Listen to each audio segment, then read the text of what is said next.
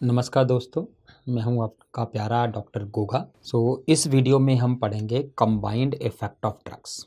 इसका मतलब क्या है कि जब दो दवाइयां या दो से ज़्यादा दवाइयां एक साथ देते हैं तो क्या होता है। बेसिकली इस चीज़ में क्या पढ़ेंगे, 4 तरह के इंटरेक्शंस हो सकते हैं दवाइयों में: addition, synergism, potentiation and antagonism. फिर हम पढ़ेंगे टाइप्स ऑफ ड्रग एंटागोनिज्म के बारे में। रिसेप्टर एंटागोनिज्म पहले पढ़ चुके हैं, यहाँ पे ड्रग एंटागोनिज्म के बारे में पढ़ेंगे और लास्ट में थोड़ा सा पढ़ेंगे फिक्स्ड डोज कॉम्बिनेशंस के बारे में। ओके, तो स्टार्ट करते हैं हम ये चैप्टर। हमने दो दवाइयां दी, ए और बी, एक साथ, तो 4 चीजें हो सकती हैं। एक हो सकता है एडिशन, दूसरा हो सकता है सिनर्जिज्म, तीसरा हो सकता है पोटेंशिएशन और चौथा हो सकता है एंटागोनिज्म। इन चारों का मतलब क्या है, हम इसको मैथमेटिकल बना के इजीली समझेंगे। एडिशन मैथ्स में क्या होता है, 2 + 2 = 4, यही होता है मैथ में। फार्मा में भी यही होता है। एडिशन का क्या मतलब है कि ए ने अपना 2 एक्शन किया, बी ने भी अपना 2 एक्शन किया, अगर अलग अलग देते हैं तो, और जब इकट्ठा दिया तो एक्शन 4 हो गया। इसका क्या मतलब हुआ कि इन दोनों का इफेक्ट ऐड हो गया, मतलब दोनों ने एक दूसरे को बिल्कुल अफेक्ट नहीं किया, अपना अपना काम करते रहे। तो अगर अपना अपना काम करते रहें, एक दूसरे को अफेक्ट ना करें, उसको कहते हैं एडिशन। सिनर्जिज्म का क्या मतलब होता है, 2 + 2 = 10। मैथ में नहीं होता ये, बट फार्मा में होता है। मतलब जब हमने दो दवाइयां दी, एक ने अपना एक्शन 2 किया, दूसरे ने अपना एक्शन 2 किया, अगर अलग अलग देते हैं, बट अगर एक साथ दे देते हैं तो एक्शन बहुत ज़्यादा बढ़ जाता है।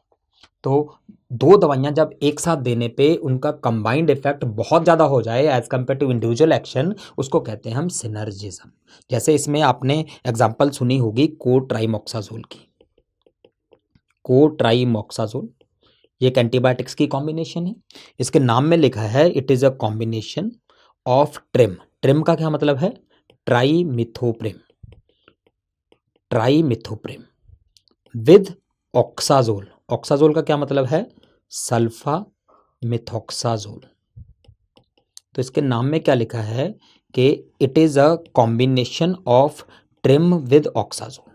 ठीक, जब हम अकेली ट्राइमिथोप्रिम देते हैं, ये बैक्टीरियोस्टैटिक होती है, ये बैक्टीरिया की ग्रोथ को रोकती है। जब हम अकेली सल्फा मिथॉक्साजोल देते हैं, ये भी बैक्टीरियोस्टैटिक होती है। बट जब हम इनको कंबाइन करके कोट्राइमोक्साजोल बना देते हैं, तो ये कॉम्बिनेशन जो होती है ये साइडल होती है, ये बैक्टीरिया को मार देती है। तो दोनों सिर्फ बैक्टीरिया की ग्रोथ को रोक पाती थी, बट जब हमने कंबाइन किया तो ये बैक्टीरिया को मार सकती थी। तो इस कॉम्बिनेशन को कहते हैं हम सिनर्जिस्टिक कॉम्बिनेशन। तो इसकी इंटरेक्शन को कहते हैं सिनर्जिज्म। ठीक है, अब तीसरा है पोटेंशिएशन। पोटेंशिएशन क्या होता है, 2 + 0 = 5। इसका क्या मतलब है कि एक दवाई तो एक्टिव, वो अपना एक्शन 2 कर रही, दूसरी दवाई इनएक्टिव है, कोई काम कर ही नहीं रही। बट जब हमने इनएक्टिव दवाई को एक्टिव दवाई के साथ दिया तो एक्शन इंक्रीज हो गई। So that means inactive drug has potentiated the action of active drug. तो इसके एग्जाम्पल के साथ समझते हैं, जैसे हम पढ़ते हैं लिवोडोपा + कार्बिडोपा। हमें पता है पार्किंसोनिज्म में हम लिवोडोपा देते, बट लिवोडोपा ब्रेन में उतनी ज़्यादा नहीं जा पाती क्योंकि पेरिफेरी में ही डोपामिन बनाने लग जाती है, तो इसका एक्शन बहुत कम आता है। बट जब हम कार्बिडोपा देते हैं, ऑल्दो कार्बिडोपा पार्किंसोनिज्म में कोई काम नहीं करती, इसका तो ब्रेन में जाना ही नहीं, बट कार्बिडोपा लिवोडोपा की पेरिफेरल मेटाबॉलिज्म रोक देती है। तो पेरिफेरी में डोपामिन नहीं बना पाता, तो ब्रेन में ज़्यादा जाता है, ब्रेन में ज़्यादा जाता है तो इसकी एक्टिविटी बढ़ जाती। तो ये पोटेंशिएटिंग ड्रग है। Carbidopa has potentiated the action of levodopa. ऐसे ही जैसे आप पढ़ते हो amoxicillin clavulanic acid. Clavulanic acid जो है वो बीटा लैक्टामेज इनहिबिटर है, ये बैक्टीरिया को तो नहीं मार सकती, तो इसका एक्शन तो 0 है। बैक्टीरिया को मारने के लिए अमोक्सिसिलिन है, बट अमोक्सिसिलिन को बैक्टीरिया तोड़ पा रहा है क्योंकि उसके पास बीटा लैक्टामेज एंजाइम है। तो जब हमने क्लेवुलिनिक एसिड दिया, उसने बीटा लैक्टामेज को इनहिबिट कर दिया, अमोक्सिसिलिन नहीं टूटी, तो इसका एक्शन इंक्रीज हो गया। तो ये पोटेंशिएटिंग एक्शन है। ठीक, ऐसे ही आप रख सकते हैं इमीपेनम सिलास्टैटिन। इमीपेनम एंटीबैक्टीरियल ड्रग है, बट सिलास्टैटिन का कोई काम नहीं। बट इमीपेनम इफेक्टिव नहीं होती क्योंकि किडनी से एक एंजाइम आता है जो उसको तोड़ देता है। सिलास्टैटिन उस एंजाइम को इनहिबिट कर देती है। इमीपेनम का टूटना रुक जाता है, वो काम करने लग जाती है। तो cilastatin has potentiated the action of imipenem. Okay, so potentiation मतलब हो गया इनएक्टिव ड्रग ने एक्टिव ड्रग का एक्शन बढ़ा दिया। और एंटागोनिज्म तो ईजी है, सबको पता है, 2 + 2 इज लेस देन 4। अगर 2 + 2 इज इक्वल टू 3 हो जाए, 2 हो जाए, 1 हो जाए, इवन 0 भी हो जाए, तो उसको एंटागोनिज्म कहेंगे। मतलब एक दूसरे के काम में टांग अड़ा रहे हैं, एक्शन को रोक रहे हैं। जैसे हम एग्जांपल समझ सकते हैं, एक पेनिसिलिन को आपने एक टेट्रासाइक्लिन के साथ दे दिया। पेनिसिलिन ने क्या करना था? बैक्टीरिया को मारना था। टेट्रासाइक्लिन स्टैटिक है, ये बैक्टीरिया की ग्रोथ को रोकती। अब क्या प्रॉब्लम होती है कि साइडल दवाइयां पेनिसिलिन जैसे है, वो यूजुअली फास्ट ग्रोइंग बैक्टीरिया पे काम करती है। तो अगर हमने स्टैटिक ड्रग देके उसकी ग्रोथ को ही रोक दिया तो पेनिसिलिन का एक्शन रुक जाएगा। इसलिए नेट इफेक्ट जब कंबाइन करेंगे तो कम हो जाएगा। क्लियर? तो penicillin plus tetracycline is an antagonistic combination. ठीक है, तो ये हो गए 4 तरह के एक्शन जब 2 दवाइयों को कंबाइन करते हैं। अब अगर हम पढ़ें ड्रग एंटागोनिज्म के बारे में, यहाँ पे आप ध्यान रखना, हम ड्रग एंटागोनिज्म की बात कर रहे हैं। मतलब हमने 2 दवाइयां दी, ए और बी, दोनों के एक्शन उल्टे हैं। हम रिसेप्टर एंटागोनिज्म की बात नहीं कर रहे, अब हम ड्रग एंटागोनिज्म की बात कर रहे हैं। 2 दवाइयां एक दूसरे से उल्टा काम कर रही हैं। ठीक है, तो ये 2 तरह के ड्रग एंटागोनिज्म हो सकते हैं। पहला जो होता है वो होता है फार्माकोलॉजिकल ड्रग एंटागोनिज्म, दूसरा होता है फिजियोलॉजिकल ड्रग एंटागोनिज्म। समझने की कोशिश करते हैं। फार्माकोलॉजिकल ड्रग एंटागोनिज्म का क्या मतलब है? सपोज हमने एड्रेनालिन दिया, एड्रेनालिन ने बीटा 1 रिसेप्टर को स्टिमुलेट करके हार्ट रेट बढ़ाई, हमें पता है।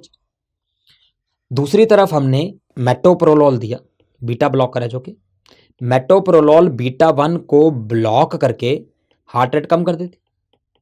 ठीक, तो एक्शन उल्टे हैं, हार्ट रेट इसमें ज्यादा है, इसमें कम है। They are producing opposite action and action is on same receptor, ये भी बीटा 1 पे, ये भी बीटा 1 पे। तो अगर सेम रिसेप्टर पे काम करती हैं दोनों दवाइयां और दोनों का एक्शन उल्टा होता है, they are called as pharmacological antagonist. ठीक है, ऑन द अदर हैंड दूसरी एग्जांपल ले लो कि एड्रेनालिन ने बीटा 2 रिसेप्टर पे एक्ट करके ब्रोंको डायलेशन किया, हिस्टामिन ने H1 रिसेप्टर पे एक्ट करके ब्रोंको कंस्ट्रिक्शन किया। काम तो ये भी उल्टे, एक ब्रोंको डायलेशन कर रहा है, एक ब्रोंको कंस्ट्रिक्शन कर रहा है, बट रिसेप्टर अलग अलग है। जब अलग अलग रिसेप्टर पे काम होता है और फिर भी उल्टा काम होता है, उसको कहते हैं फिजियोलॉजिकल एंटागोनिज्म। ठीक, और एग्जांपल समझ लेते हैं फिजियोलॉजिकल की। जैसे एड्रेनालिन ने बीटा 1 पे एक्ट करके टैकीकार्डिया की, एसिटाइलकोलिन ने M2 पे रिसेप्टर पे एक्ट करके ब्रेडिकार्डिया किया। तो ये भी अपोजिट हो गए, बट रिसेप्टर अलग अलग है, तो ये भी फिजियोलॉजिकल एंटागोनिज्म। ऐसे ल्यूकोट्राइन्स ने ल्यूकोट्राइन रिसेप्टर को स्टिमुलेट करके ब्रोंकोकंस्ट्रिक्शन किया, जबकि एड्रेनालिन ने बीटा 2 रिसेप्टर को स्टिमुलेट करके ब्रोंकोडायलेशन किया। या फिर साल्ब्यूटामोल लगा लो, यहाँ पे साल्ब्यूटामोल ने बीटा 2 रिसेप्टर को स्टिमुलेट करके ब्रोंकोडायलेशन किया। तो एक्शन उल्टे, रिसेप्टर अलग अलग है, तो फिजियोलॉजिकल। तो फिजियोलॉजिकल मतलब अलग अलग रिसेप्टर, फार्माकोलॉजिकल मतलब सेम रिसेप्टर, एंटागोनिज्म मतलब काम उल्टे। So that is about physiological and pharmacological antagonism. अब लास्ट चीज आते हैं इसमें, fixed dose combinations. Fixed dose combination, इसको हम कहते हैं FDC। सबसे पहले इसका मतलब क्या है? इसका मतलब है कि कॉम्बिनेशन मतलब हमने 2 या 2 से ज़्यादा दवाइयों को कंबाइन किया एक ही टैबलेट में, एक ही टैबलेट में या एक ही प्रेपरेशन में हमने 2 से ज़्यादा दवाइयों को कंबाइन किया या 2 को कंबाइन किया in a fixed dose. Proportion fix है, परसेंटेज फिक्स है, ये इतना है तो ये इतना होगा। ठीक है, उसको कहते हैं फिक्स्ड डोज कॉम्बिनेशन। सबसे पहले फिक्स्ड डोज कॉम्बिनेशन बनाते क्यों हैं, फायदा क्या है?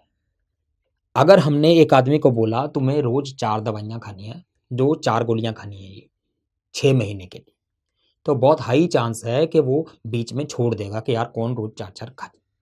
फिर हमने क्या किया, उन चारों को एक ही कैप्सूल में बना दिया, एक ही टैबलेट में डाल दिया और हमने बोला कि रोज सिर्फ एक दवाई खानी है, तो चांस है वो खा लेगा। तो सबसे इंपॉर्टेंट एडवांटेज क्या है फिक्स्ड डोज कॉम्बिनेशन का? It improve the compliance, compliance बढ़ा देती है, पर्सन चांस है कि ज्यादा टाइम तक खा लेगा। ठीक, दूसरा क्या फायदा हो सकता है? The action of one drug में increase by the other drug. 2 drug को हमने कंबाइन किया, दोनों एक दूसरे के इफेक्ट को बढ़ा रही हूं। जैसे हमने एग्जांपल पढ़ा था कोट्राइमोक्साजोल, सिनर्जिस्टिक कॉम्बिनेशन थी। या फिर लेवोडोपा कार्बिडोपा की कॉम्बिनेशन में देख लो, एक दवाई ने दूसरे दवाई के एक्शन को बढ़ा दिया। तो एक एक्शन दवाई दूसरे दवाई के एक्शन को इंक्रीज कर सकती है, जो यूजफुल एक्शन है वो इंक्रीज हो सकता है। तीसरा क्या हो सकता है, साइड इफेक्ट भी तो डिक्रीज हो सकता है।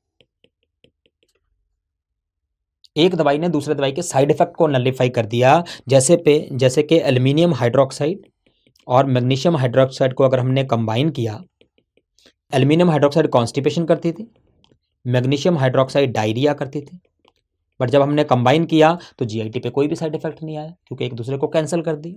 तो ये फायदा हो सकता है। और लास्टली कॉस्ट भी तो कम हो सकती है, क्योंकि अगर हम 4 अलग अलग टैबलेट बनाएंगे तो ज़्यादा पैसा लगेगा, बट अगर हम एक में ही चारों डाल देंगे तो पैसा कम लगेगा, तो पेशेंट के लिए कॉस्ट कम हो सकती है। तो ये 4 फायदे हैं फिक्स डोज कॉम्बिनेशन बनाने के। बट फिक्स डोज बनाने में चैलेंजेस क्या है, डिसएडवांटेज क्या है? सबसे मेजर डिसएडवांटेज क्या है कि fix dose combination can be used irrationally. मतलब हमें 2 दवाइयों का कॉम्बिनेशन बनाया है, हमें चाहिए एक ही थी, तो हम अननेसेसरली दूसरी दवाई खा रहे। एक फिक्स डोज कॉम्बिनेशन जो कॉमनली इरेशनली यूज की जाती है वो है ciprofloxacin with tinidazole, Ciplox TZ कहते हैं हम इसको। इसमें 2 दवाइयां हैं, सिप्रोफ्लॉक्सासिन और टिनिडाजोल। सिप्रोफ्लॉक्सासिन बैक्टीरियल डायरिया के लिए देते हैं और टिनिडाजोल अमीबिक डायरिया के लिए देते हैं। और किसी भी पेशेंट को ये दोनों इकट्ठे कभी होते नहीं है, तो अगर उसको अमीबिक डायरिया है तो हमें सिर्फ टिनिडाजोल देनी चाहिए थी, अगर बैक्टीरियल डायरिया है तो सिर्फ सिप्रोफ्लॉक्सासिन देनी चाहिए थी। तो एक दवाई हम बिना मतलब के दे रहे, जो दवाई हम बिना मतलब के दे रहे हैं उसकी कॉस्ट भी ऐड हो रही है, उसके साइड इफेक्ट भी ऐड हो रहे हैं, तो ये इरेशनली यूज हो गया। सबसे मेन डिसएडवांटेज एफडीसीज का यही है कि इरेशनली यूज होता है। ठीक है। अब दूसरा चैलेंज क्या है कि अगर 2 दवाइयां हम ऐड कर रहे हैं तो उनकी फार्माकोकाइनेटिक्स मैच भी तो करनी चाहिए। अगर एक दवाई 2 घंटे काम करती है, दूसरी 8 घंटे काम करती है, तो कॉम्बिनेशन देने का फायदा नहीं, क्योंकि 6 घंटे तो वो कॉम्बिनेशन में है ही नहीं।